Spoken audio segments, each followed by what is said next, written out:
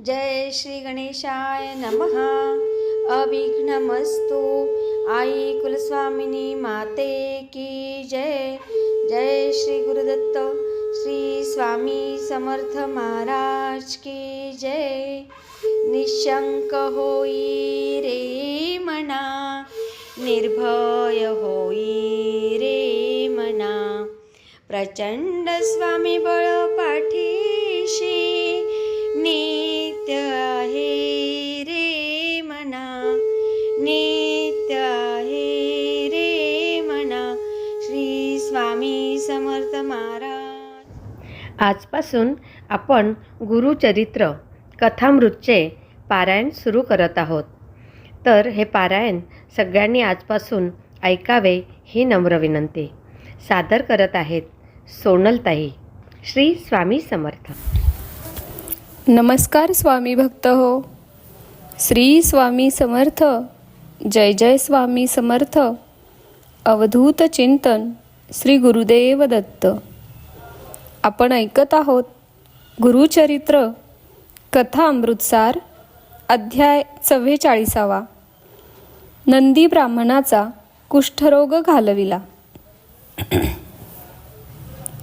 नामधारक सिद्धांच्या चरणांना वंदन करून म्हणाला, तुमचे भाग्य अति थोर, कारण तुम्ही श्री गुरुचरित्र प्रत्यक्ष पाहिले आहे. तुम्हाला परब्रह्माचे दर्शन घडले आहे. आज तुमच्या कृपेने श्री गुरुचरित्र अमृत प्राशन करावयास मिळाले. माझे दैन्य दुःख नाहीसे झाले. मला सर्व काही लाभले. मागे तुम्ही सांगितले होते की श्री गुरु नृसिंह सरस्वती संगमावर राहिले.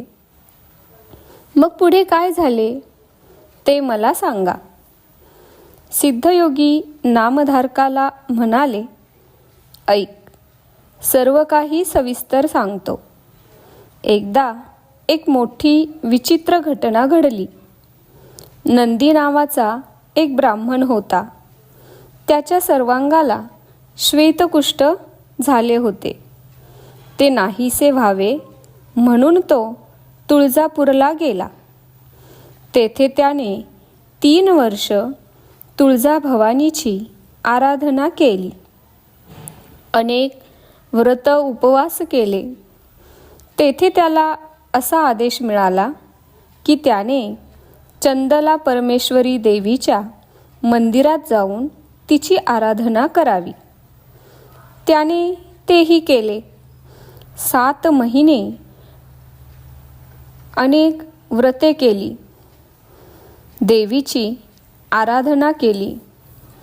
एके दिवशी रात्री देवीने त्याला स्वप्नात दृष्टांत दिला, तू गाणगापुरात जा. तेथे मनुष्य वेशधारी त्रयमूर्तीचे अवतार श्री गुरु नृसिंह सरस्वती आहेत. तेथे तुझा रोग नाहीसा होईल. त्यावर नंदी म्हणाला, हे आधीच सांगितले असते तर इतका त्रास सोसावा लागला नसता. प्रथम मी तुळजाभवानीची आराधना केली. नंतर तुझ्याकडे येण्याचा आदेश मिळाला. मग आता तू मला मनुष्याकडे का पाठवितेस? तू स्वतःला जगदंबा म्हणवितेस. मग तुला माझे रोग का बरे करता येत नाही? तुझे दैवतपण आता मला कळले. आता मी कोठेही जाणार नाही. माझा रोग बरा होईपर्यंत मी येतेच पुरच्छरण करीत बसणार. दुर्दैव माझे. दुसरे काय? तू मनुष्याकडे जा असे कसे म्हणू शकतेस? मी 7 महिने विनाकारण कष्ट सोसले. 3 वर्ष तुळजाभवानीची आराधना केली. तिच्या आदेशानुसार 7 महिने तुझ्याकडे येऊन तुझी पूजा अर्चना केली. आता मी मरो किंवा जगो, मी कोठेही जाणार नाही. कळले तुमचे दैवतपण. असे म्हणून तो नंदी ब्राह्मण अगदी हट्टालाच पेटला. मग पुन्हा एके दिवशी देवीने त्याला तसाच दृष्टांत दिला. देवीच्या पुजाऱ्यांनाही देवीने स्वप्नात दृष्टांत देऊन या नंदी ब्राह्मणाला मंदिरात राहू देऊ नका, त्याला घालवून द्या असा आदेश दिला. देवीच्या आदेशानुसार त्या पुजाऱ्यांनी नंदी ब्राह्मणाला मंदिरातून बाहेर जाण्यास सांगितले. मंदिरात राहण्यास त्याला मनाई केली. मग काय, मग तो नंदी ब्राह्मण नाईलाजाने मंदिरातून बाहेर पडत चालत चालत गाणगापुरास आला. तो मठात आला व श्री गुरूंविषयी चौकशी करू लागला. मठातील शिष्य म्हणाले, श्री गुरु आता संगमावर आहेत. काल शिवरात्रीचा उपवास होता. आता पारण्यासाठी ते येथे येतील. तू येथे उभा राहू नकोस, जरा बाजूला जाऊन उभा राहा. थोड्या वेळाने श्री गुरु मठात आले. तेव्हा शिष्यांनी त्यांना सांगितले, सर्वांगाला कुष्ठ झालेला एक ब्राह्मण आला आहे. त्याला आपले दर्शन घ्यावयाचे आहे. श्री गुरु म्हणाले, आम्हाला माहीत आहे. मनात संशय धरून तो आला आहे. त्याला मठात आणा. शिष्यांनी धावत जाऊन त्या नंदी ब्राह्मणाला मठामध्ये आणले. श्री गुरूंना पाहताच त्याने जमिनीवर लोटांगण घातले व हात जोडून तो उभा राहिला. श्री गुरु त्याला म्हणाले, तू मनात संशय धरून आला आहेस. जे कार्य देवी करू शकत नाही ते कार्य मनुष्य काय करणार, असा संशय धरून तू आला आहेस. हे शब्द ऐकताच तो ब्राह्मण आश्चर्यचकित झाला. श्री गुरु अंतर्ज्ञानी आहेत. त्यांनी आपल्या मनातले ओळखले. हे लक्षात येताच त्या नंदी ब्राह्मणाला पश्चाताप झाला. त्याने श्री गुरूंपुढे लोटांगण घातले व शोक करीत म्हणाला, स्वामी, मला क्षमा करा. मी अज्ञानी आहे.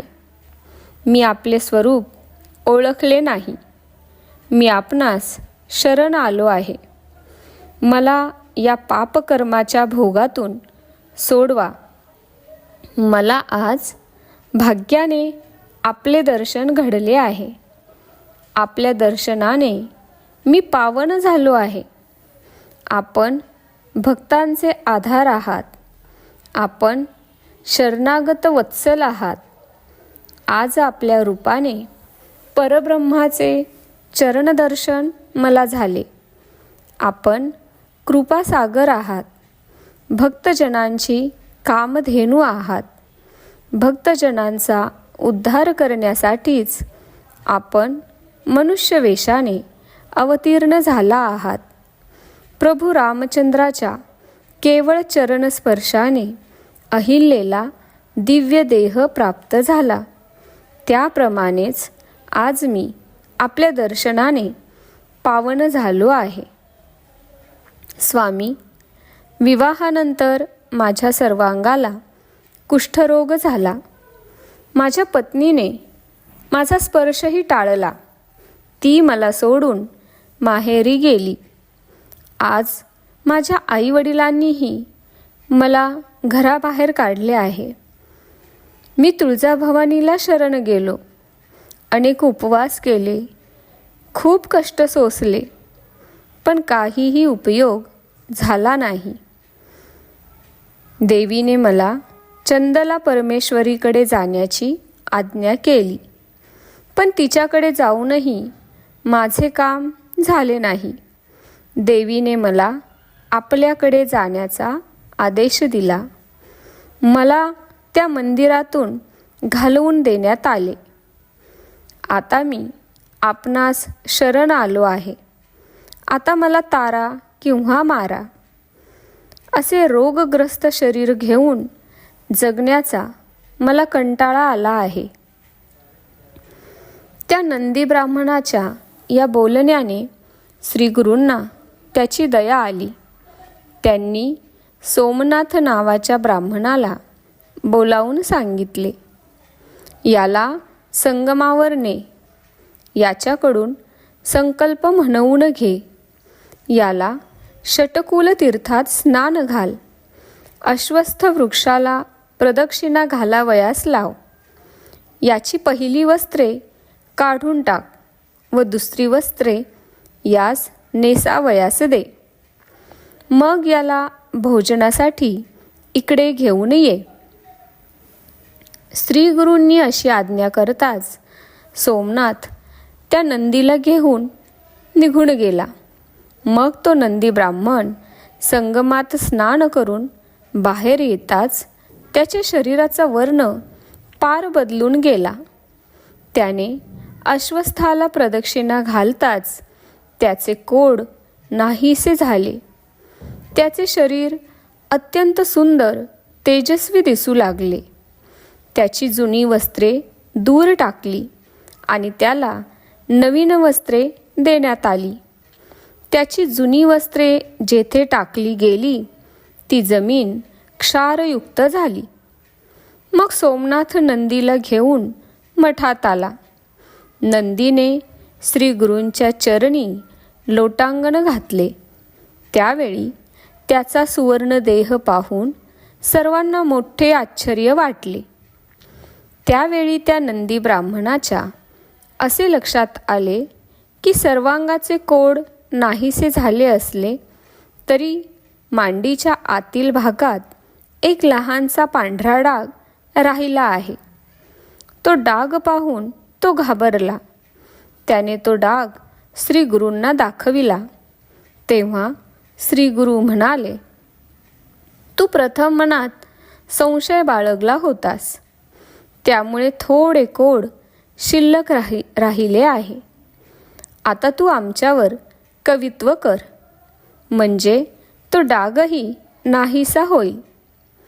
श्रीगुरूंनी असे सांगताच नंदी म्हणाला, पण मला लिहिता वाचता येत नाही, मग मी आपल्याविषयी कवित्व कसे करणार? श्रीगुरू म्हणाले, तोंड उघडून जीभ बाहेर काढ. त्याने तसे करताच श्रीगुरूंनी अभिमंत्रित केलेली विभूती त्याच्या जिभेवर ठेवली आणि त्याच क्षणी त्याच्या ठिकाणी ज्ञान प्रकट झाले. तो श्रीगुरूंचे स्तवन करू लागला. तो म्हणाला, स्वामी, मी केवळ अज्ञानी. आपली सेवा करण्यास कधी सवडच झाली नाही. मायापाशांनी वेढलेला मी संसार सागरात बुडालो. आपले स्मरण मला कधी झाले नाही. मी अनेक योनीत जन्म घेत घेत मनुष्य योनीत जन्मास आलो. पण आयुष्यभर मी केवळ वाईट कर्मेच केली. नाना व्यसने केली, व्यभिचार केला. पुढे वार्धक्य आले, शरीराला नाना रोग जडले, पण माझ्याकडून सेवा घडली नाही. स्वामी, आपण साक्षात त्रयमूर्ती अवतार आहात. आपणच या विश्वाचे तारक आहात. मनुष्य वेशधारी आपण प्रत्यक्ष नारायण आहात. आता माझे रक्षण करा, माझा उद्धार करा. अशा शब्दात त्या नंदी ब्राह्मणाने श्रीगुरूंची स्तुती केली. त्याचे ते स्तवन ऐकून लोक आनंदाने माना डोलवू लागले. त्याने केलेल्या श्रीगुरूंच्या स्तवनाने त्याच्या शरीरावर राहिलेला कुष्ठरोगाचा तो इवलासा डागही नाहीसा झाला. त्यामुळे त्याला अपार आनंद झाला. तो श्रीगुरूंच्या सेवेत रंगून गेला. त्याच्या स्तवनाने प्रसन्न झालेल्या श्रीगुरूंनी त्याला कवीश्वर ही पदवी दिली. मग तो नंदी ब्राह्मण श्रीगुरूंची सेवा करत मठातच राहिला. ही कथा ऐकल्यानंतर नामधारकाने सिद्धांना विचारले, नरहरी नावाचा दुसरा एक कवी होता. तो स्वामींचा शिष्य कसा झाला ती कथा मला सांगा. अशा रीतीने श्री गुरुचरित्र अमृतातील नंदी ब्राह्मणाचा कुष्ठरोग घालविला नावाचा अध्याय 44 समाप्त. श्री गुरु दत्तात्रेयार्पणमस्तु. आध्यात्मिक रहस्य. या अध्यायात एक मोठा चिंतनीय मुद्दा आला आहे. तो म्हणजे मनुष्याच्या पूर्वकर्माने प्राप्त झालेले दुःख देवता दूर करू शकतात की सद्गुरू दूर करू शकतात. ब्राह्मणाला अंगावर आलेले पांढरे कोड देवीच्या उपासनेने घालविता आले नाही. त्या भवानी मातेने चंदला परमेश्वरी या दुसऱ्या देवीस्थानी जाण्याचा आदेश त्या नंदी ब्राह्मणाला दिला. ती सरळ सद्गुरू नृसिंह सरस्वतींकडे जाण्याचा आदेश देऊ शकली असती. मध्ये चंदला देवीची आराधना 7 महिने करायला तिने का लावली? देवतांपेक्षा श्रीगुरू समर्थ आहेत हे त्या दोघी देवतांना माहीत नसणार काय? त्यांनी त्या ब्राह्मणाला उगाच आशेल्या लावून त्याची थट्टा केली की काय? त्याने तर तसाच आरोप देवींवर केला होता आणि देवतांना तो माणसापेक्षा जास्त सामर्थ्यवान समजत होता. तेही प्राकृत मताप्रमाणे बरोबर होते. पण या सर्व घटनांमागील कर्मसिद्धांत व आध्यात्मिक रहस्य काय बरे आहे? देवतांपेक्षाही सद्गुरू जास्त समर्थ असतात हाच तो सिद्धांत आहे. आणि सद्गुरूला मनुष्याप्रमाणे सामान्य व्यक्ती समजणे म्हणजे त्याची अवज्ञाच आहे. नंदी ब्राह्मणाला सद्गुरूंबद्दल म्हणजे त्यांच्या दुरितक्षय सामर्थ्याबद्दल संशय आला होता. त्यामुळे त्याचे कोड अगदी थोडेसे राहिले. पण तेही श्रीगुरूंनी सांगितलेल्या उपायानेच नाहीसे झाले. गुरुस्तुती हाच तो उपाय होता. आता या घटनांमागील तर्कसंगती व कर्मनियम पाहू. पहिला मुद्दा असा की देवता या मंत्रांच्या आधाराने प्राणप्रतिष्ठित असतात. त्यांचे सामर्थ्य मर्यादित असते. स्थानपरत्वे ते कमी अधिक असते.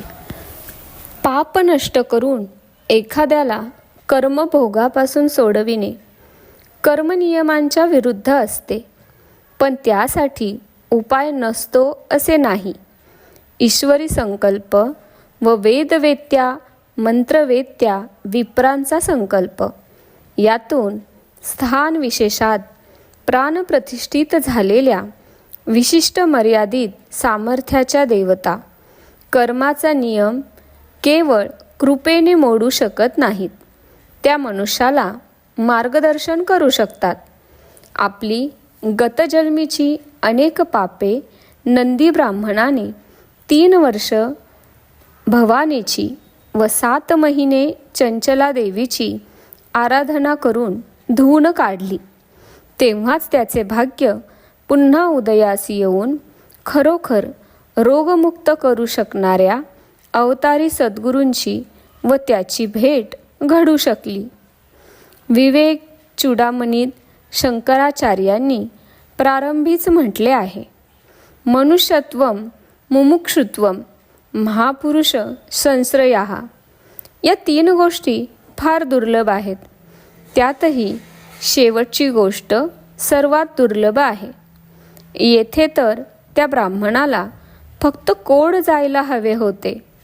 पण त्याने जेव्हा 2 ठिकाणी देवीची उपासना केली तेव्हाच त्याला गुरु भेटण्याची योग्यता आली. गुरूंच्या सामर्थ्याबद्दल संशय घेण्याचा आध्यात्मिक प्रमाद आणि देवीने रोगमुक्त केले नाही तर आपण उपास करून देवळातच बसून राहणार. हा तमोगुणी पवित्रा.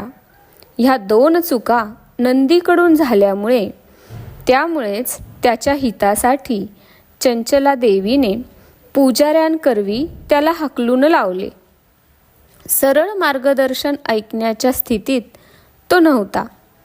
असो, पश्चाताप, नंतर देवीची उपासना, उपवास, पुन्हा देवीची उपासना, मग अनन्य अगतिकता व पूर्ण पश्चाताप, एवढे सगळे होऊन तो ब्राह्मण श्री गुरूंकडे आला होता. म्हणूनच त्यावर श्री गुरूंची कृपा झाली. ते परमकृपाळी असून त्या ब्राह्मणाला प्रचिती देऊन त्याला शहाणा करणारेही श्री गुरु होते. त्यांनी सद्गुरूंच्या सामर्थ्याबद्दल शंका घेतली म्हणजे एक प्रकारची गुरुनिंदाच नंदी ब्राह्मणाने केली होती.